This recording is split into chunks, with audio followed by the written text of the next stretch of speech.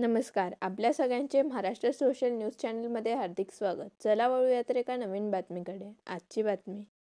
धुळे शहरातील बेकायदेशीर लॉजिंग व्यवसाय व संशयास्पद प्रायव्हेट कॅबिन कॅफेंवर तात्काळ कारवाई करण्याची मागणी युवा सेनेने केली आहे. पोलीस अधीक्षकांना निवेदन देत अशा ठिकाणांच्या परवान्यांची तपासणी, नियमित गस्त आणि अचानक धाडी टाकण्याची मागणी करण्यात आली.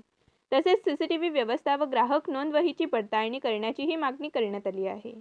येत्या 8 दिवसात कारवाई न झाल्यास लोकशाही मार्गाने तीव्र आंदोलन छेडण्याचा इशारा युवा सेनेने दिला आहे. मी आज युवा सेना धुळे जिल्ह्याच्या वतीने आदरणीय एसपी अधीक्षक महोदयांना निवेदन सादर केले. बेकायदेशीर लॉज व संशयास्पद कॅफे संदर्भात या निवेदन आम्ही सादर केले. यात साहेबांनी आम्हाला आश्वासित केले की आम्ही लवकरात लवकर या सर्व कॅफेंवर आणि बेकायदेशीर लॉजवर रेड करून आम्ही यांची कारवाई करून सर्व नागरिकांना याचा रीच देण्याचा प्रयत्न करू. आम्ही याच्यात काही प्रमुख मागण्या मागितल्या आहेत. त्यात आम्ही एक प्रमुख मागणी आली की सर्व लॉजेसवर आणि कॅफेंवर CCTV कार्यान्वित करण्यात यावे व इथे एक रजिस्टर नोंद वही ठेवून सर्व जिथे जो येईल त्याचे रजिस्टर त्यांनी नोंद घ्यावी आणि या बेकायदेशीर लॉजमध्ये जे काही संशयास्पद सरप्राईज त्यांनी रेड करून त्यांची कारवाई करावी.